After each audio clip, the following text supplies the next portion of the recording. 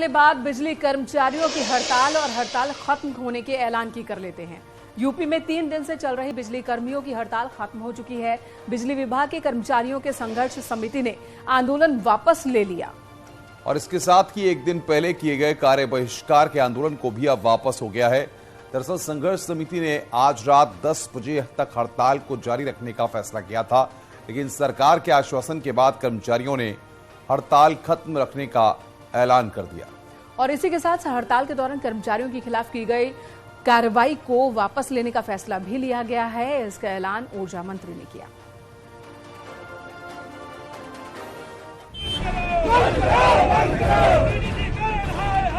कर्मचारियों के विभिन्न संगठनों, विशेष रूप से उनकी जो संघर्ष समिति थी, उसके साथ पिछले कई दिनों से हमारी कई राउंड बातें हुई।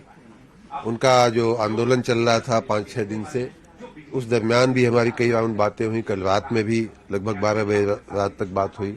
आज सुबह से भी हम लोग उनके संपर्क में थे और बातचीत चल रही थी। अभी दोपहर में सुखद परिणाम उसका आया है कि उन्होंने ये जो हड़ताल चल रही थी उसे वापस लेने का निर्णय लिया है, ऐलान किया है। दरअसल ऊर्जा मंत्री ए.के. शर्मा ने दिसंबर में हुए समझौते की सभी बातें लागू कराने का आश्वासन दे दिया है। वहीं संघर्ष समिति के संयोजक शैलेंद्र दुबे ने कहा कि वो किसी भी कीमत पर उपभोक्ताओं को नुकसान नहीं देना चाहते हैं, इस वजह से हड़ताल वापस ले रहे हैं।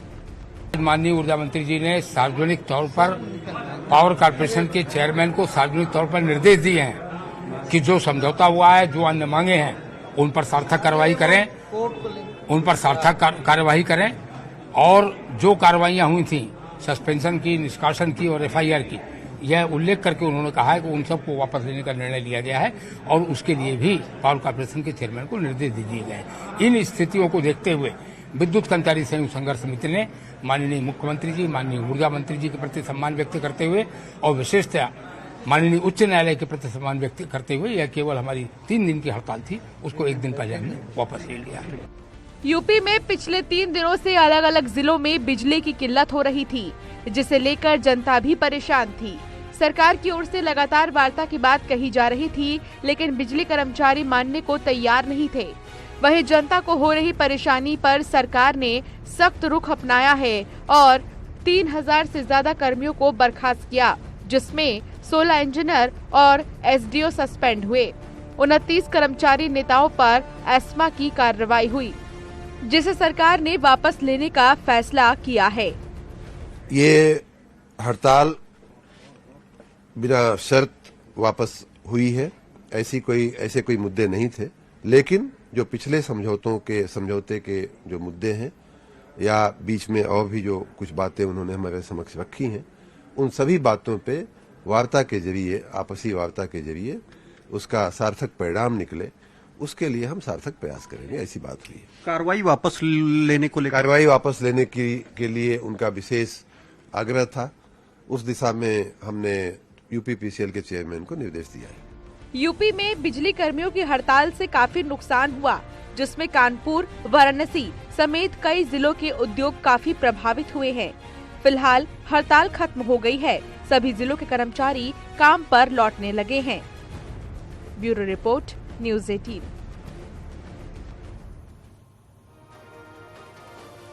– 2024 में समीकरण साधने के लिए समाजवादी पार्टी ने अपना राष्ट्रीय अधिवेशन पश्चिम बंगाल के कोलकाता में किया। अधिवेशन के आखिरी दिन अखिलेश ने 2024 में जीत का दावा किया, जिसके बाद बीजेपी ने अखिलेश के दावे पर हल्ला बोला है। बीजेपी का कहना है कि अखिलेश ने यूपी में जनाधार खो दिया है और इसलिए बार बार वो हार रहे हैं। अब तक 4 बार हार का सामना समाजवादी पार्टी कर चुकी है। वहीं लोकसभा में भी वो मात खाएंगे, ये कह रही है बीजेपी। वहीं मंत्री धर्मपाल ने कहा कि अखिलेश के मुस्लिम वोटर 2024 में बीजेपी के साथ होंगे।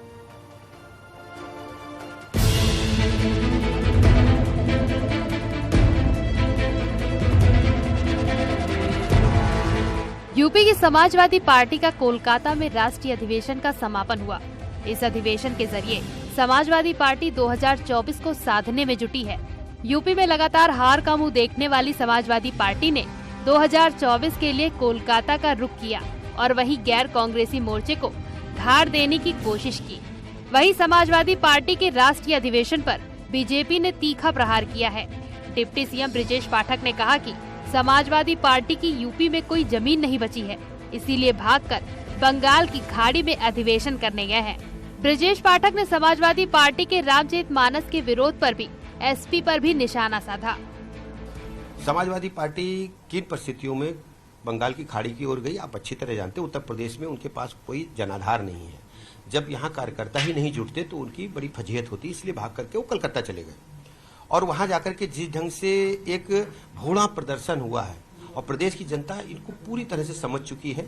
ये अराजकतावादी लोग हैं, माफिया लोगों को समर्थन देने वाले लोग हैं, गुंडे लोगों को पुष्पित पल्लवित करने वाले लोग हैं और इनको प्रदेशी जनता कभी माफ नहीं करेगी। श्री राम के खिलाफ एक शब्द भी सुनना नहीं चाहते।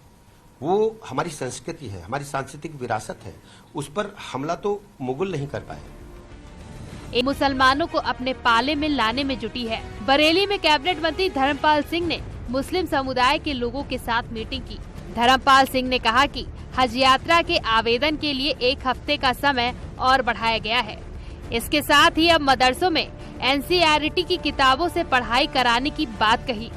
वहीं एसपी की कोलकाता में हो रहे राष्ट्रीय अधिवेशन पर निशाना साधते हुए धर्मपाल सिंह ने कहा कि एसपी, बीएसपी और कांग्रेस ने मुसलमानों और दलितों को सिर्फ वोट बैंक समझा। अब मुसलमान बीजेपी के साथ है, क्योंकि बीजेपी मुसलमानों को वोट बैंक नहीं, देश का नागरिक मानती है। अब समाजवादी पार्टी के हाथ से जो उनका मुस्लिम वोट था वो खिसकता उन्हें दिखाई दे रहा है, क्योंकि अभी तक समाजवादी पार्टी हो, सपा हो, बसपा हो, कांग्रेस हो, इन्होंने मुसलमानों को अपना वोट माना और वोट मानकर ही राजनीति करते रहे। मुस्लिम वोट को वो वोट की हैसियत से देखते रहे। भारतीय जनता पार्टी मुसलमानों को वोट नहीं मानती है। भारतीय जनता पार्टी मुसलमानों को इस देश का नागरिक मानकर नागरिक सुविधाएं देने का काम कर रही है। माननीय मोदी जी ने जो नारा दिया था, सबका साथ, सबका विकास, सबका विश्वास, सबका प्रयास, इस नारे को सार्थक किया जा रहा है। इसलिए मुस्लिम समाज भारतीय जनता पार्टी से जुड़ने का काम कर रहा है। कोलकाता में अधिवेशन से अखिलेश को भरोसा है कि गैर कांग्रेसी मोर्चे के साथ वो यूपी में बीजेपी को हराएंगे। अब सवाल है कि पश्चिम बंगाल की ममता बनर्जी और तेलंगाना के केसीआर के साथ यूपी में कितना जनाधार जुटा पाएंगे।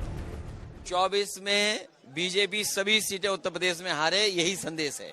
हमें उम्मीद है कि जिस तरीके से कार्यकर्ताओं ने मेहनत पिछले चुनाव में की थी, अगर उससे बेहतर प्रदर्शन करेंगे तो भारतीय जनता पार्टी का मुकाबला होगा। कांग्रेस और कई दल और ऐसे हैं, उन्हें अपनी भूमिका तय करेंगे। समय समय पे चीजें आगे बढ़ेंगी। देखिए किस रास्ते राजनीति जाती है। बहरहाल यूपी में बीजेपी मिशन 80 की तैयारी। भले ही अखिलेश यादव थर्ड फ्रंट के सहारे 2024 में बीजेपी को घेरने की कोशिश में हो, लेकिन उनके हार का रिकॉर्ड कुछ और ही बयां कर रहा है। अखिलेश ने साल 2017 में पार्टी की कमान संभाली थी। 2017 के विधानसभा चुनाव में समाजवादी पार्टी महज 47 सीटों पर सिमट गई थी। और लोकसभा चुनाव की अगर बात करें, 2019 में समाजवादी पार्टी को सिर्फ 5 सीटें मिली, तो विधानसभा चुनाव 2022 में समाजवादी पार्टी को 111 सीटें मिली और एक बार फिर वो चुनाव हार गए। वहीं रामपुर और आजमगढ़ लोकसभा उपचुनाव में भी उन्हें हार का सामना करना पड़ा और रामपुर विधानसभा सीट पर भी वो उपचुनाव हार गए थे और इसी के साथ आजम खां और अब्दुल्ला की विधायकी भी चली गई। प्रयागराज शूटआउट का एक और नया वीडियो सामने आया। इस वीडियो में बमबाजी और फायरिंग के बाद सिपाही राघवेंद्र जमीन पर गिरे हुए देखे जा सकते हैं। इस घटना में राघवेंद्र गंभीर रूप से जख्मी हो गए थे। गुड्डू मुस्लिम ने यहां बमबाजी की थी, जिसमें सिपाही घायल हुए थे। वीडियो में भी आप देख रहे हैं कि शूटर्स के फरार होने के बाद लोग जख्मी सिपाही को मौके से उठाकर ले जाते हैं। दूसरी ओर उमेश पाल हत्याकांड में शामिल शूटर्स, बमबाज और अतीक की वांटेड पत्नी शाइस्ता की तलाश पुलिस कर रही है। जगह जगह दबिश लगातार दी जा रही है, लेकिन 3 हफ्ते बीत जाने के बाद भी न शूटर्स का पता चला है और न ही शाइस्ता की खबर। अब पुलिस अतीक की पत्नी शाइस्ता की पोस्टर जारी करने की तैयारी कर रही है। वहीं अतीक के गैंग में शाइस्ता और उसके बेटों के नाम जोड़ने की तैयारी भी हो रही है।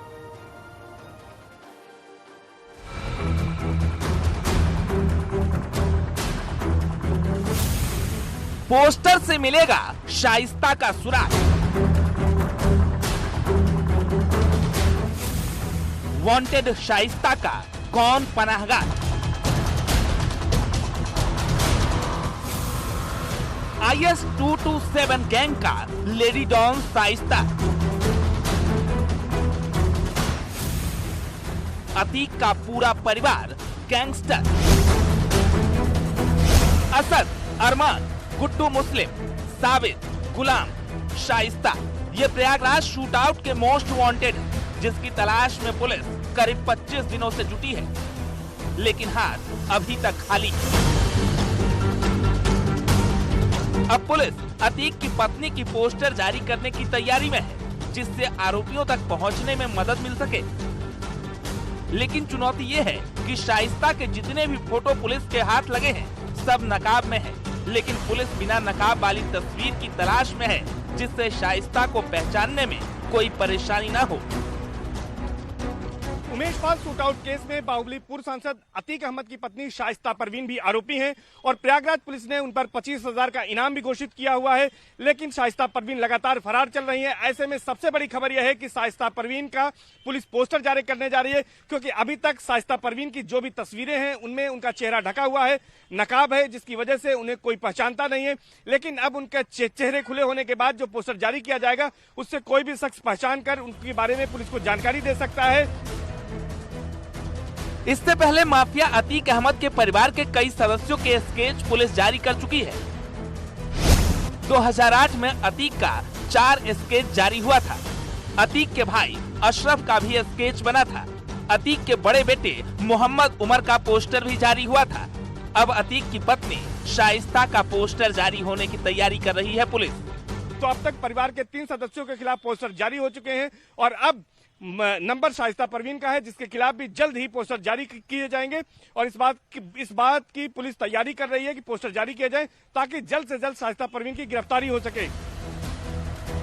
शाइस्ता का पोस्टर ही नहीं, बल्कि शाइस्ता और उसके बेटों का नाम पुलिस अतीक के रजिस्टर्ड गैंग IS 227 में जोड़ने की तैयारी कर रही है। पहली बार होगा जब अतीक के गैंग में किसी महिला का नाम जुड़ेगा। उमेश पाल शूटआउट के बाद गैंग के जो सक्रिय मेंबर हैं उनकी तलाश की जा रही है, उनके खिलाफ कार्रवाई की तैयारी की जा रही है। अतीक अहमद का जो गैंग है IS 227 ये रजिस्टर्ड पहले किया जा चुका है और इसकी लगातार निगरानी भी की जाती है, लेकिन अब इसमें बाहुबली की पत्नी शाइस्ता परवीन, जिनके ऊपर 25,000 का इनाम है और उमेश पाल शूटआउट कांड में भी उनकी संलिप्तता सामने आई है, उसके बाद ये कार्रवाई किए जाने की तैयारी है। हालांकि 2 नाबालिग बेटे जो बाल संरक्षण गृह में हैं, एजम और अबान, उनको लेकर भी ये कहा जा रहा है कि उनके नाम भी जोड़े जाएंगे। इसके साथ साथ जो 2 बेटे जेल में हैं, मोहम्मद उमर और इसके साथ साथ अली अहमद, इनके नाम भी अब इस गैंग चार्ट में जोड़े जाएंगे। तो कुल मिलाकर माफिया की पूरी फैमिली अब इस इंटर स्टेट गैंग में शामिल हो जाएगी और सभी के नाम इसमें शामिल किए जाने की तैयारी की जा रही है। इधर पुलिस 5 शूटर्स और शाइस्ता की तलाश में जुटी है, तो बमबाज गुड्डू मुस्लिम से जुड़ी खबर भी सामने आई। सूत्रों की माने तो बमबाज गुड्डू मुस्लिम प्रयागराज में बड़े अस्पतालों में गुंडा टैक्स वसूलता था। 10 बड़े अस्पतालों के नाम सामने आ रहे हैं, जिनसे गुड्डू मुस्लिम अतीक का डर दिखाकर गुंडा टैक्स की वसूली करता था। फिलहाल पुलिस 5 लाख के इनामी गुड्डू मुस्लिम की घेराबंदी में जुटी है। इधर पुलिस एनकाउंटर में ढेर हुए 2 शूटर अरबाज और उस्मान के मजिस्ट्रेट जांच के आदेश भी दिए गए हैं, जिससे कि एनकाउंटर पर भविष्य में कोई सवाल न उठ सके।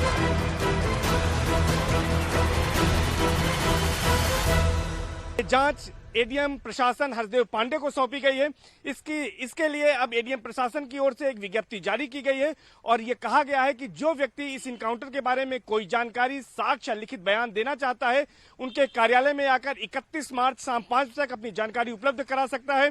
और इस मामले में जो व्यक्ति भी जानकारी देगा, साक्ष्य देगा या लिखित बयान देगा, यह जानकारी पूरी तरह से गुप्त रखी जाएगी। ये कवायद इसीलिए की जा रही है ताकि इस इनकाउंटर को लेकर किसी तरह का भविष्य में भी सवाल न उठे।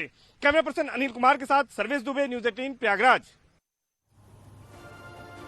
और बढ़ते हैं अगली खबर की ओर। बात सीएम योगी आदित्यनाथ के अयोध्या दौरे की कर लेते हैं। अयोध्या पहुंचे सीएम योगी ने पहले हनुमानगढ़ी में हाजिरी लगाई, उसके बाद राम जन्मभूमि परिसर पहुंचकर रामलला के दर्शन किए और इसके बाद उन्होंने राम मंदिर निर्माण कार्यों की समीक्षा की। सीएम योगी ने कहा कि राम मंदिर निर्माण का काम युद्ध स्तर पर चल रहा है और तय समय पर रामलला अपने नए मंदिर में विराजमान हो जाएंगे। अगले साल रामनगरी अयोध्या दिव्य और भव्य होगी, ये बात भी मुख्यमंत्री ने कही।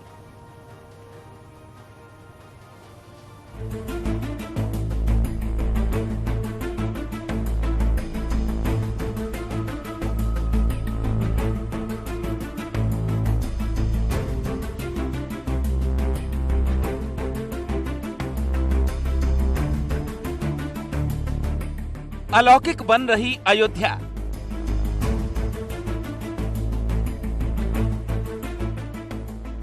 दिव्य बन रहा रामलला का दरबार।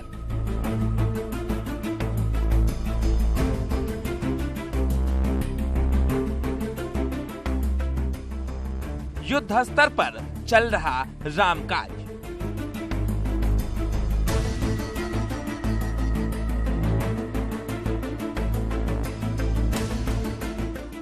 अयोध्या में राम मंदिर निर्माण का काम युद्ध स्तर पर चल रहा है। चहुमुखी विकास के लिए हर उस योजना को मूर्त रूप दिया जा रहा है जिससे अयोध्या भव्य और दिव्य दिखे। इसके लिए 32,000 करोड़ से विकास का काम तेजी से चल रहा है। मुझे विश्वास है कि ये 32,000 करोड़ की योजनाएं जब जमीनी धरातल पर उतरेंगी, अयोध्या देश और दुनिया की एक सुंदरतम नगरी के रूप में हम सबके सामने होगी और प्रभु श्री राम अपने स्वयं के मंदिर में विराजमान होकर के देश और दुनिया को अपनी कृपा का प्रसाद पूरी तरह बरसाएंगे, जो कृपा उनकी हमेशा से अयोध्या धाम पर और देशवासियों पर बनी रही। अयोध्या पहुंचे सीएम योगी आदित्यनाथ ने रामलला के दर्शन कर करीब 5 घंटे तक विकास कार्यों की समीक्षा की और निर्माण कार्यों का निरीक्षण भी किया। सीएम योगी ने उम्मीद जताई कि मंदिर का निर्माण अपने तय समय पर पूरा हो जाएगा। हम विश्वास के साथ कह सकते हैं कि समयबद्ध तरीके से जिस तेजी के साथ अयोध्या के विकास के सभी कार्य आदरणीय प्रधानमंत्री जी के विजन और उनके मार्गदर्शन में आगे बढ़ रहे हैं, अगले 1 वर्ष के अंदर अयोध्या वास्तव में एक सुंदरतम नगरी के रूप में देश और दुनिया के सामने होगी। हालांकि काम तेजी से चल रहा है, लेकिन आगे बरसात का मौसम है, इसलिए सीएम योगी का मानना है कि मैन पावर बढ़ाकर 3 शिफ्ट में काम हो, जिससे विकास कार्य में मॉनसून बाधा न बन पाए। मैन पावर बढ़ाने के साथ साथ 3 शिफ्ट में कार्य को करने के लिए की आवश्यकता है, जिससे अगर बरसात के दौरान 2-3 महीने कार्य में किसी प्रकार की कोई बाधा भी आती है तो तब भी हम विकास के कार्य को समय से पूरा कर सकें। अयोध्या में तैयार हो रहे श्री राम इंटरनेशनल एयरपोर्ट का भी सीएम योगी ने निरीक्षण किया। 791 एकड़ में तैयार हो रहे इस एयरपोर्ट के लिए 22 एकड़ जमीन और उपलब्ध करवाई जाएगी। 3000 मीटर रनवे के साथ अयोध्या एयरपोर्ट देश और विदेशी यात्रियों के लिए जुलाई तक तैयार हो जाएगा। जुलाई तक ये एयरपोर्ट भी बनकर के तैयार हो जाएगा और जुलाई के बाद एयरपोर्ट अथॉरिटी के द्वारा जैसे लाइसेंस आदि की प्रक्रिया को पूरी कर लिया जाएगा तो अयोध्या डोमेस्टिक और इंटरनेशनल फ्लाइट के लिए भी एक बेहतरीन गंतव्य के रूप में जाना जाएगा। इसके अलावा अयोध्या की बेहतर कनेक्टिविटी और साज सज्जा की भी प्लानिंग हो चुकी है।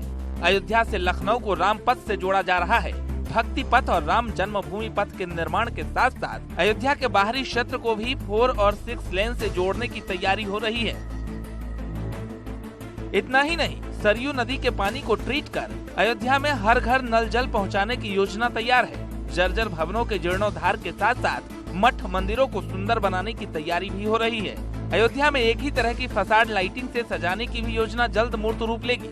मुख्यमंत्री का दावा है कि अगले साल जब भव्य राम मंदिर तैयार होगा तो अयोध्या अद्भुत, अलौकिक और दिव्य नजर आएगी। अयोध्या से केबी शुक्ला के साथ निमिष गोस्वामी, न्यूज़ 18।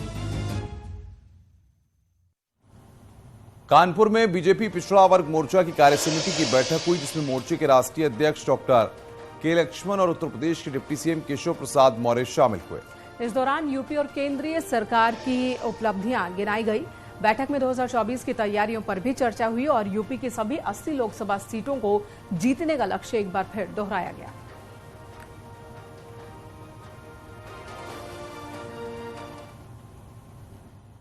लेकिन आज जैसा माहौल देश का है उससे ये पता चलता है कि पूरा देश भी माननीय नरेंद्र मोदी जी और भारतीय जनता पार्टी के साथ खड़ा हो गया है। और लोकतंत्र में उसका प्रमाण होता है कि जब कहीं चुनाव हो और चुनाव में कौन जीतता है कौन हारता है, तो हम गुजरात से लेकर के त्रिपुरा तक, उत्तर प्रदेश से लेकर के गोवा तक भारतीय जनता पार्टी का कमल चुनाव विधानसभा के चुनाव में खिला चुके हैं।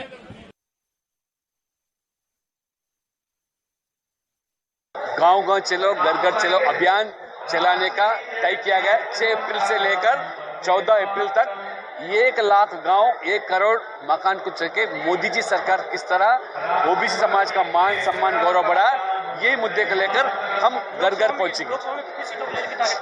लोकसभा में 400 सीट पार करेंगे, उत्तर प्रदेश में 80 के 80 सीट हासिल करेंगे। और इसी खबर के साथ यहां रुकेंगे एक छोटे से ब्रेक के लिए। ब्रेक के बाद खबरों का सिलसिला लगातार न्यूज़ 18 पर जारी है।